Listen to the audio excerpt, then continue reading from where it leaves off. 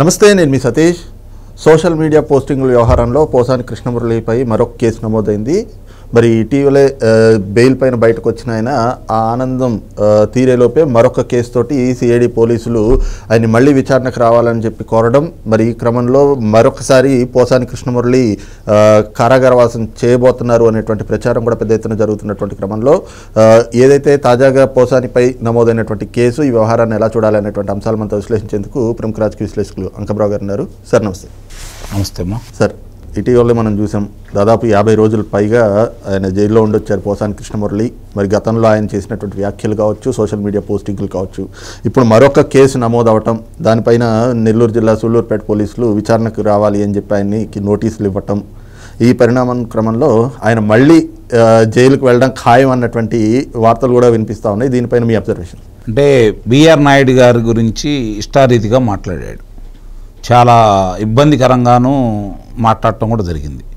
దానికి సంబంధించి ఈరోజు నెల్లూరు జిల్లాలో సూళ్ళూరుపేటలో అతని మీద అభియోగం నమోదైంది. దీనికి సంబంధించి వాళ్ళు ఈరోజు విచారణకు రావాలని చెప్పని తాకీదు ఇచ్చారు. వెళ్తాడు.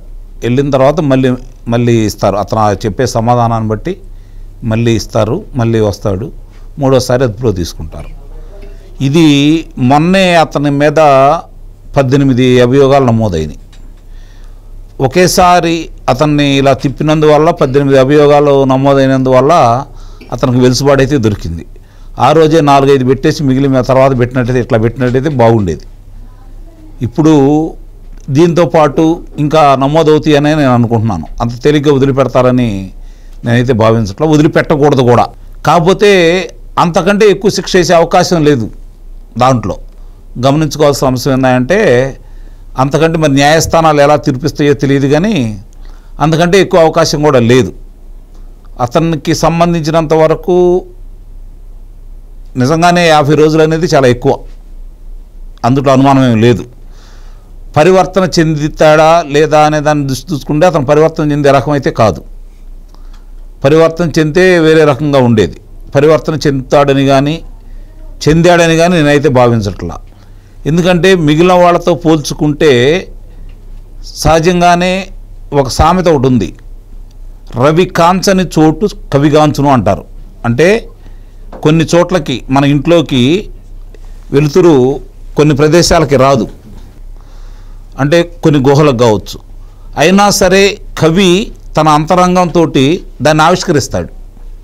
అందుకనే సూర్యుడు కూడా వెళ్ళలేని ప్రదేశానికి కవి వెళ్తాడు అనేది మనకి ఉన్నటువంటి సామెత.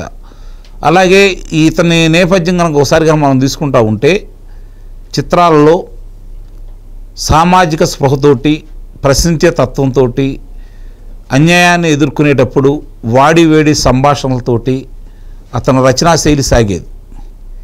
అంటే సమాజంలో ఇతను తప్పుల్ని ఎండగడుతున్నాడు, దాని మీద ధైర్యంగా పోరాడుతున్నాడు అనే అభిప్రాయం అతని మీద ఉంది. అది సదభిప్రాయం ఉంది. అట్లానే అతను చిత్ర పరిశ్రమ ఉన్నంత వరకు అలానే నడుచుకుంటూ వచ్చాడు. ఆ తర్వాత నటుడుగా రూపాంతరం చెంది దర్శకుడుగా మారిన తర్వాత అతనిలోని వికృత రూపాలు బయటకు వచ్చినాయి. నిస్సందేహంగా చెబుతున్నాను. ఎందుకంటే అందుకు ప్రత్యక్ష సాక్షిని కూడా నేను.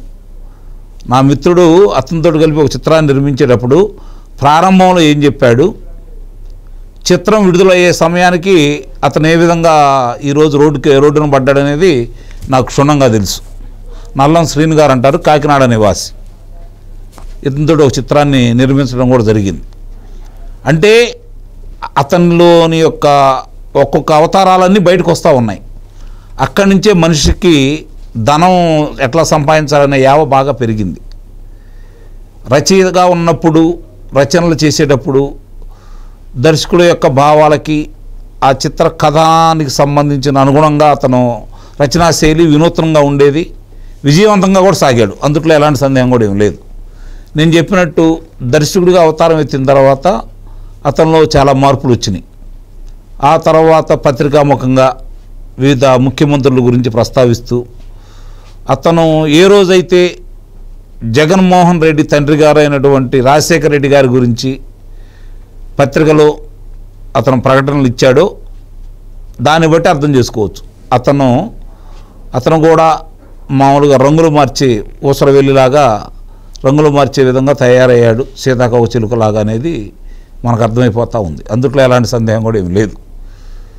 తర్వాత ఈ పార్టీలో చేరిన తర్వాత ఇంతకుముందే ఆయన ప్రజారాజ్యంలో పార్టీలో చేరాడు, చిలకలూరుపేట నుంచి పోటీ చేశాడు. ఈ పార్టీలో చేరిన తర్వాత అతని నోటికి అదుపు లేకుండా పోయింది. అంతకుముందు ఎప్పుడు ఇట్లా విచ్చలవిడిగా అయితే ఇన్ని బూతులు ఇట్లా తిట్టిన సందర్భాలు అయితే మనకి తెలియదు, ఏదో చిన్నగా.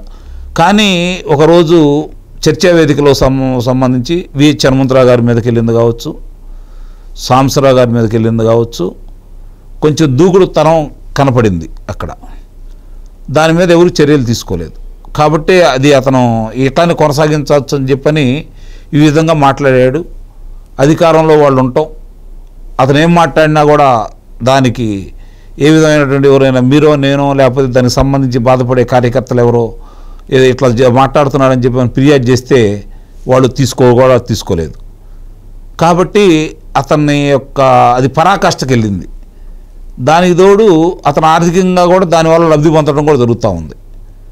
ఇక అదే కొనసాగుతూ ఉంది. ఈ కూటమి ప్రభుత్వం వచ్చిన తర్వాత కూడా కొన్ని విషయాలు అలా మాట్లాడినప్పుడు చూసి చూడనట్టుగా వదిలేయటం వల్ల ఇది చంద్రబాబు నాయుడు గారు మన గురించి పట్టించుకోరులే అనే ఉద్దేశంతో ఇంకా విచ్చలవిడిగా మాట్లాడాడు. దాని యొక్క పర్యవసానమే ఇప్పుడు బిఆర్ నాయుడు గారిది తిరుమల తిరుపతి దేవస్థానానికి నియమించిన సందర్భంగా ఆయన మాట్లాడిన మాటలు కావచ్చు, అంతకుముందు మాట్లాడిన మాటలు కావచ్చు, పత్రికా పదులైనటువంటి ప్రసార మాధ్యమాలకి యజమానులైనటువంటి రామోజీరావు గారి గురించి కావచ్చు, లేకపోతే రాధాకృష్ణ గారి గురించి కావచ్చు, ముఖ్యంగా రామోజీరావు గారి గురించి అతను మాట్లాడకూడదు. కారణం ఏంటంటే మొట్టమొదట అతను జీతం తీసుకున్నది మార్గదర్శి చిట్ ఫండ్ నుంచి. కనీసం ఆ విశ్వాసం కూడా లేకుండా అతను ఆ విధంగా మాట్లాడటం మాత్రం చాలా దారుణమైన విషయం. అందుకే ఈరోజు అనుభవిస్తున్నాడు. కాబట్టి అతని గురించి మనం ఇప్పుడు పడ్డ శిక్షలన్నీ తక్కువనే నా భావన. పడ్డ శిక్షలు ఇంకా శిక్షలు అయితే పడలేదు. అతను మొన్న అన్ని రోజులు అక్కడ ఉండటం, కారాగారంలో ఉండటం తక్కువనైతే నేనైతే భావిస్తున్నాను.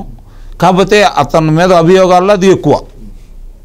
మామూలుగా అయితే తక్కువ, అతని మీదకి వచ్చిన అభియోగాల్లో అది ఎక్కువ.